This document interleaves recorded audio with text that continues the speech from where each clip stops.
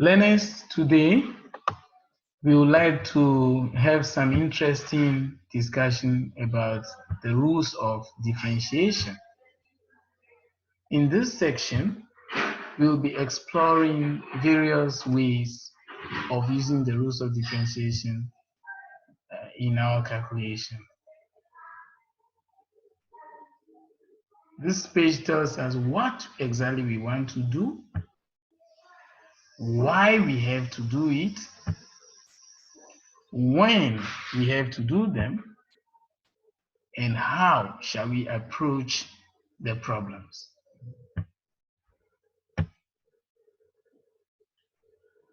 Now, let us look at derivative of a constant. The rule says, or the mother rule says, the derivative of any constant is 0. So if negative 10 in this function is a constant, then obviously the first derivative is equal to 0. Same applies to 90. The derivative of 90 is equal to 0. And derivative of negative 15 is equal to 0 as well.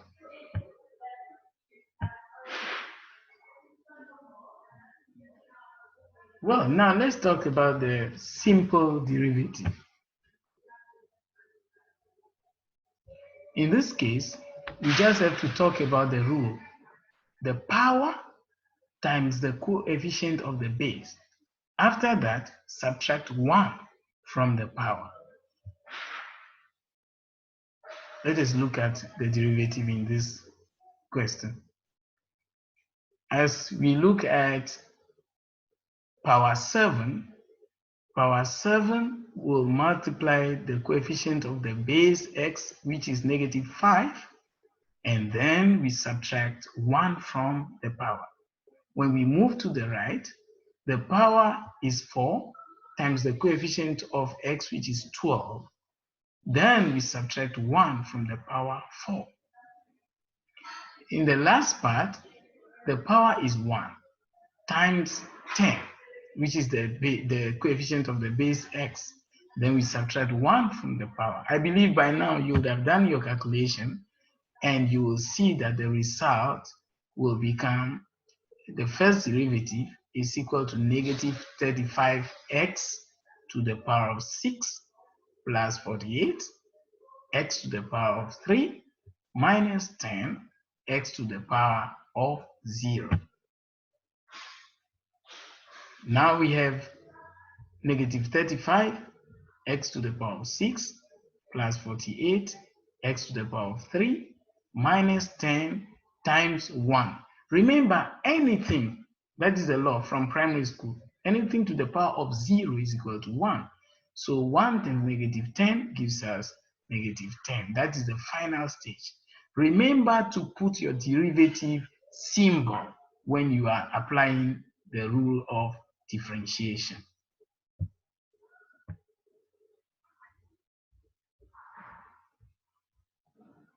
What about differentiating a linear equation? We look at it, the first example, y is equal to x over 5, or y is equal to x out of 5. Remember, this is a linear equation. It is used to draw a straight line graph. Some of you might not have known that or have seen that before. So what you need to do, take the coefficient of the x, which is the numerator, and divide it by the denominator. So that is 1 over 5. Move the x to the right-hand side.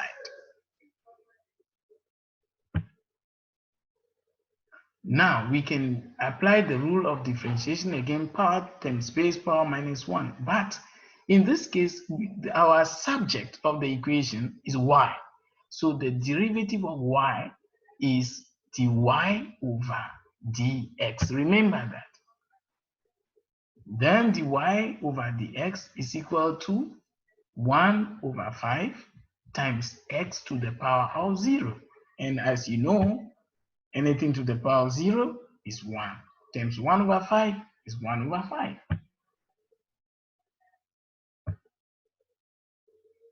In the next example, This is also a fraction, but yes, it's a linear equation. Y is equal to 4 over 3x. So what can we do here? We take the power 1. The power of x here is 1. We use it to multiply the coefficient 4 over 3 and then subtract 1 as usual. But remember, as we are applying the rule of differentiation of y is equal to 4 over 3x, the derivative of y definitely is dy over dx is equal to 4 over 3.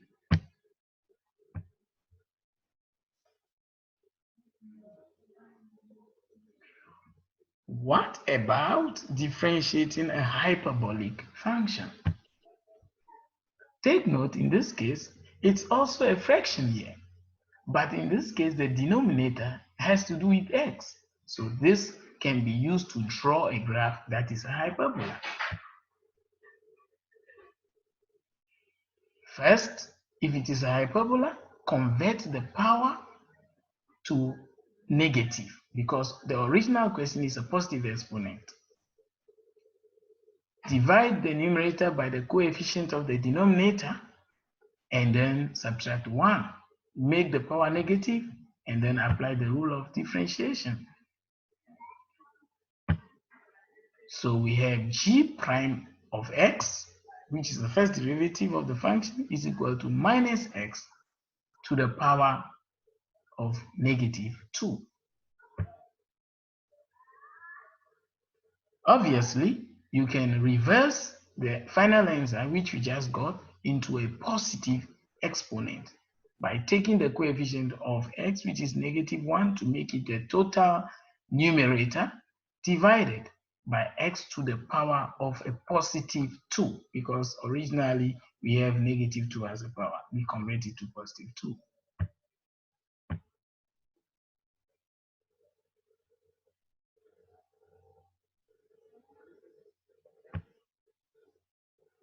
As we keep looking at some of these things, you will realize that differentiation is quite tricky. But let us look at this example. Dx bracket 6 out of 5x to the power of 4 bracket close. Now learners, this is the trick here. This is unlike the other ones we've done. G of x is equal to y is equal to f of x equal to. The x goes with a bracket. So when you start deriving, the x automatically disappears. So let us look at this example. So remember also that this, in this fraction, the denominator is x, so it's a hyperbola. So first convert to negative exponent, then apply the law of differentiation, the rule. As you can see, we take the power, we multiply the coefficient of the base, we subtract 1, and you see that once we did that, the x disappears. So now you simplify negative 4 times 6 over 5, you get negative 24 over 5. And then you subtract 1 from negative 4, you will obviously get negative 5. And then you simplify, you convert it into a positive exponent. Differentiating assert. Yes, we did assert in grade 10, grade 9, grade 11. But in this case, we are going to differentiate it. When you have assert, convert the assert into a rational exponent. What do we mean by rational exponent? Rational exponent is when the power is a fraction. So the square root of x can be x to the power of 1 over 2. Then we apply the rule of differentiation. Power 1 over 2 times 1 will give us 1 over 2. And then we subtract 1 from the power 1 over 2 will give us negative 1 over 2. So obviously, if the power is negative, you have to convert it into a positive exponent. And after that, you can reverse the rational exponent into a set, because the inverse of a set is rational exponent. Let's look at this one. This takes time to do the calculation. But with the tricks in the previous lesson, you can do that. So look at this example. X has the power of 7. Therefore, that 7 becomes the numerator of the root. Take a look at it. So if the power is 7, the root is 4, then the power becomes the numerator of 4. In the next part, X has a power of 5.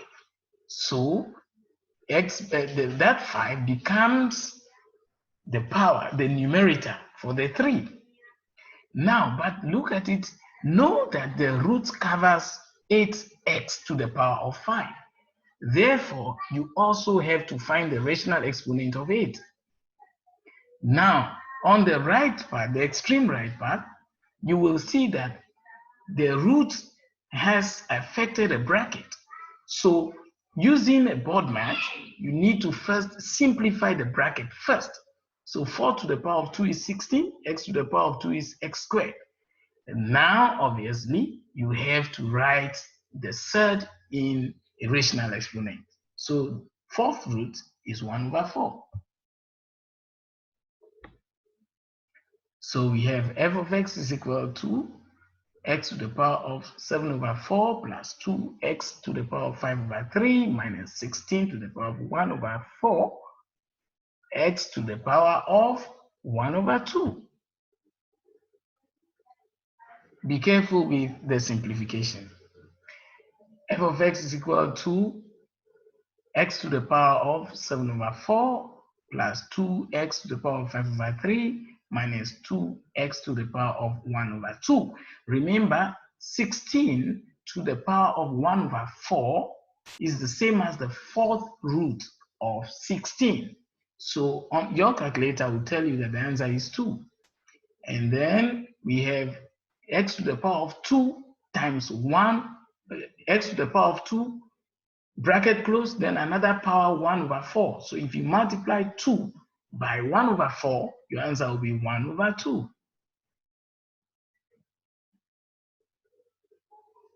Now we apply the rules of differentiation. Power times the coefficient of the base, and then power minus 1. That you know it now. Then when a power is a rational exponent, what does it mean? It means it can also be written as a third. So we can rewrite it. X to the power of 3 over 4 simply means the denominator is the third. So the denominator 4 is the fourth root of x, and the numerator 3 becomes the power. When we go to the middle, we have x to the power of 2 over 3. So the denominator is the third. So it means the third root of x, and the numerator 2 becomes the power of x. We do that to the next one. The power of x is negative 1 over 2.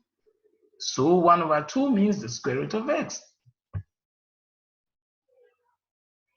So our final answer will be the first derivative is equal to 7 over 4 times the fourth root of x to the power of 3, or plus 10 over 3 times the third root of x, or the cube root of x to the power of 2, minus 1, all divided by the square root of x.